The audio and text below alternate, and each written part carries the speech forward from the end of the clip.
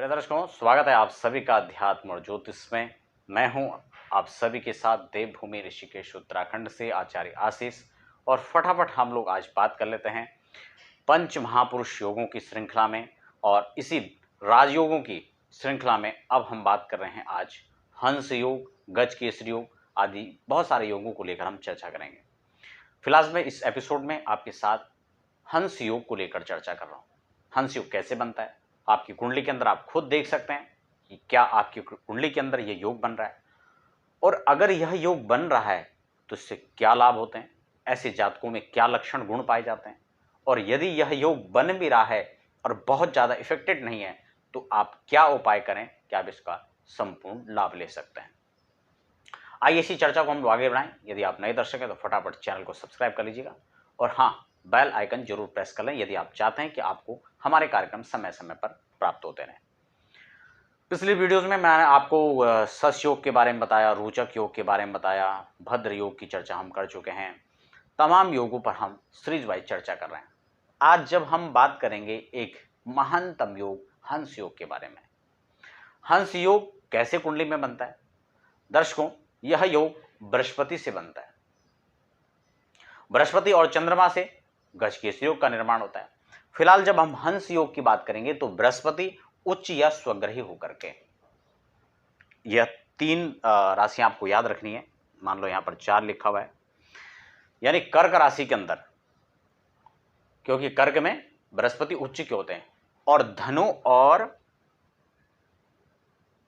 Mean in दो में स्वराशिगत होते हैं। यदि इन्हीं भावों में से, इन्हीं राशियों में, 4 का मतलब हुआ कर्क राशि, 9 का मतलब हुआ धनु, और 12 का मतलब हुआ मीन राशि, यदि उच्च और स्वग्रही, क्योंकि उच्च और स्वग्रही इन्हीं 3 राशियों में होंगे। आप ध्यान से समझिएगा, जो इसको पहली बार कार्यक्रम को देख रहे हैं उनको थोड़ा सा, या जो ज्योतिष में कम प्रवेश है जिनका, उनको थोड़ा सा समझने में थोड़ा सा कठिनाई हो सकती है। फिर भी आपको कोई बात समझ नहीं आए तो आप कमेंट बॉक्स में लिख सकते हैं, मैं आपको पुनः बताने का प्रयास करूंगा। अभी मैं आपको बड़े सरल भाषा में आपको समझाने का प्रयास कर रहा हूं। उच्च और स्वग्रही, आपकी कुंडली के अंदर यहां पर कोई भी अंक हो सकता है। यहां पर 4 लिखा हुआ, इसका मतलब 4 ही होगा सब जगह, ऐसे नहीं है। मेरा कहने का मतलब है कि 4 राशि, 9 राशि और 12 राशि आपके इन 4 घरों में कहीं भी हो। बड़े ध्यान से समझें, 4, 9, 12, यह इन चारों स्थान में, इनको कहते केंद्र, क्योंकि यह योग जो है हंस योग, ये केंद्र में बहुत ज्यादा फलदायी होता है। यदि उच्च के होकर के और स्वग्रही होकर के केंद्र में बृहस्पति बैठ जाते हैं, हमने यहां पर लिख दिया बृहस्पति, ठीक है।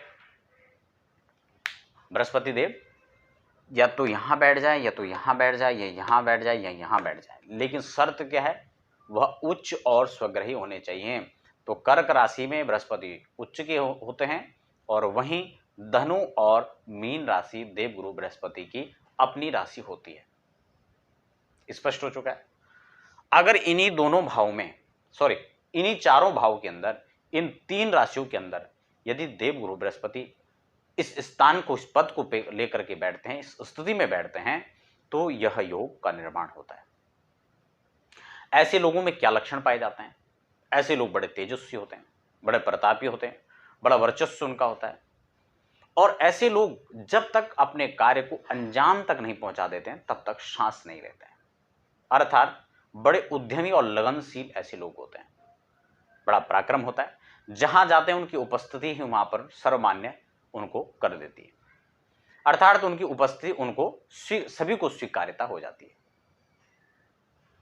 ऐसे में जातकों को विशेषकर प्रभावशाली होने के साथ साथ में वैभवशाली, यानी ऐश्वर्य संपन्न ऐसे लोग होते हैं। बड़े राजनेता हो सकते हैं, अभिनेता हो सकते हैं, और बड़े उच्च पदों पर आसीन हो सकते हैं। खासकर बात की जाए तो ऐसे लोग मल्टी टैलेंटेड होते हैं, कई सारे गुण और प्रतिभाएं उनके अंदर विद्यमान होती हैं। इन 4 घरों के अंदर यदि योग बनता है तो बड़ा ही प्रभावी होता है। आप अपनी कुंडली स्वयं निकाल कर देख सकते हैं। यदि आपकी जन्म कुंडली के अंदर यह योग बन रहा है, या आपके बच्चों की जन्म कुंडली के अंदर यह योग बन रहा है, और आपको लगता है कि यह योग बन रहा है, कुछ लक्षण इसके हैं, लेकिन हमें इसका संपूर्ण लाभ नहीं मिल पा रहा है। अर्थात बृहस्पति देव को और मजबूत करने की यहां पर आवश्यकता है। और जो ही उनको बल प्रदान होगा, जो ही उनको सकारात्मक प्रभाव में आप लेकर आएंगे, तो वो इस फल में अत्यंत वृद्धि करेंगे। एक चीज यहां पर और भी समझने की है, यह योग बन तो गया, लेकिन ये योग कब प्रभावी होंगे? जब देवगुरु बृहस्पति की महादशा आएगी या देवगुरु बृहस्पति की अंतर में जब चलकर आएंगे, तो ये योग विशेषकर प्रभावी होगा। तो दर्शकों, इस बात को हमें समझना यहां पर बेहद आवश्यक है। यह किस स्थिति में श्रेष्ठतम फल को प्रदान करेंगे और किस स्थिति में अपना श्रेष्ठ फल नहीं दे पाता है। श्रेष्ठ फल यदि नहीं दे पा रहे हैं, तो आपको देख लेना चाहिए कि देवगुरु बृहस्पति कहीं किसी पाप प्रभाव में तो नहीं है। अगर देवगुरु पाप प्रभाव में हैं, तो वहां पर उनका संपूर्ण फल नहीं मिलेगा। खासकर अगर हम इन्हीं राशियों पर बात करें,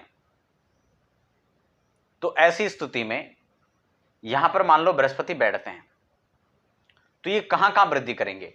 देवगुरु बृहस्पति 9, 5 और 7 दृष्टि को पूर्ण दृष्टि से देखते हैं।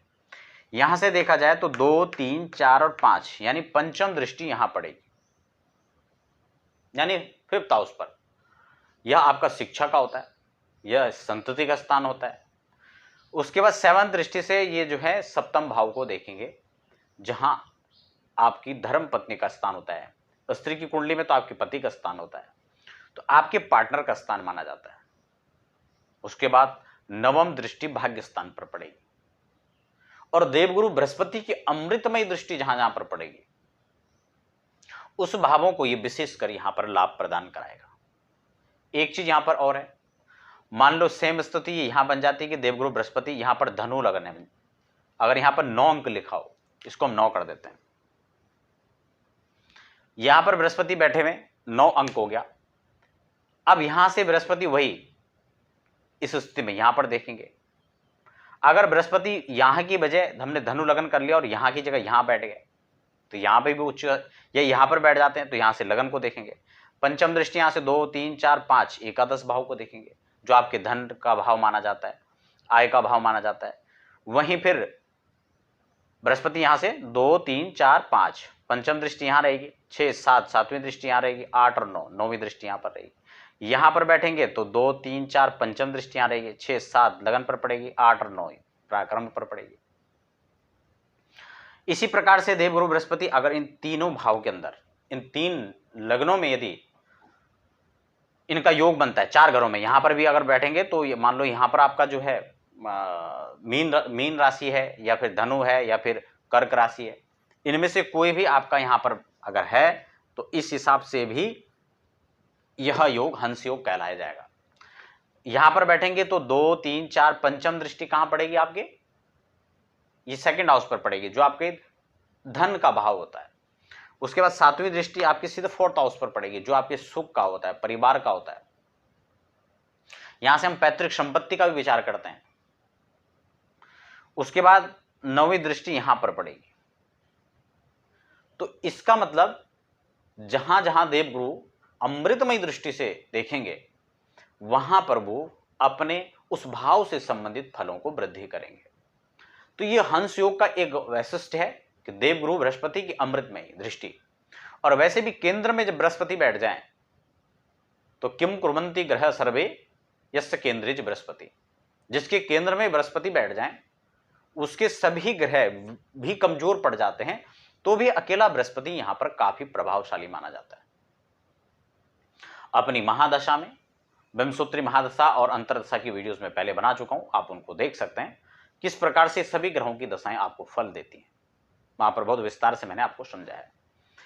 तो दर्शकों, कुल मिलाकर के बात की जाए तो इन 3 राशियों के अंदर बनने वाला, इन 4 भावों के अंदर बनने वाला यह हंस योग व्यक्ति को प्रतिभाशाली, वैभवशाली और अत्यंत श्रेष्ठ पदों तक पहुंचाने वाला योग बनता है। दर्शकों, यदि आपकी कुंडली के अंदर यह योग बन रहा है, इफेक्टेड नहीं है, आपको क्या करना चाहिए? आपको हमेशा अपने पास कोई पीला वस्त्र कोई भी वस्त्र हो, आप रुमाल के तौर पर छोटा रख सकते हैं या कोई भी एक कपड़ा आप अपने पास पीला जरूर रखें। केसर या हल्दी का तिलक आप अपने मस्तक पर लगाएं। ज़्यादा ना लगाएं तो आप थोड़ा मात्रा में लगा सकते हैं, जो बहुत ज़्यादा, अगर बहुत सारे लोगों को लगता है कि तिलक दिखना ही नहीं चाहिए तो आप थोड़ी मात्रा में लगा सकते हैं। इसके साथ देवगुरु ब्राह्मणों का सम्मान आपको जरूर करना चाहिए और वृद्धों का सम्मान आपको करना चाहिए। इसी के साथ आपको अपने जीवन काल में कहीं भी हो, आपको केले का वृक्ष यदि आप रोपित करते हैं, खासकर किसी मंदिर में करते हैं, तो यह अत्यंत श्रेष्ठ रहेगा। पर्यावरण की दृष्टि से भी हमें वृक्षारोपण करना चाहिए और ग्रहों को भी हमें अनुकूल बनाने के लिए यह प्रयोग में लाना चाहिए। तो दर्शकों, हमारे साथ बने रहें। फिलहाल हमें दीजिए इजाजत। अगले एपिसोड में कोई बेहतरीन योग लेकर आपके साथ आएंगे। कोई व्यक्तिगत रूप से आप कोई प्रश्न करना चाहते हैं, कोई आप जानकारी लेना चाहते हैं, तो आप नीचे अपॉइंटमेंट नंबर पर संपर्क कर सकते हैं। और हाँ, यदि वीडियो से संबंधित कोई बात आपको समझ में नहीं आई है तो आप कमेंट बॉक्स में लिखकर जानकारी प्राप्त कर सकते हैं। धन्यवाद।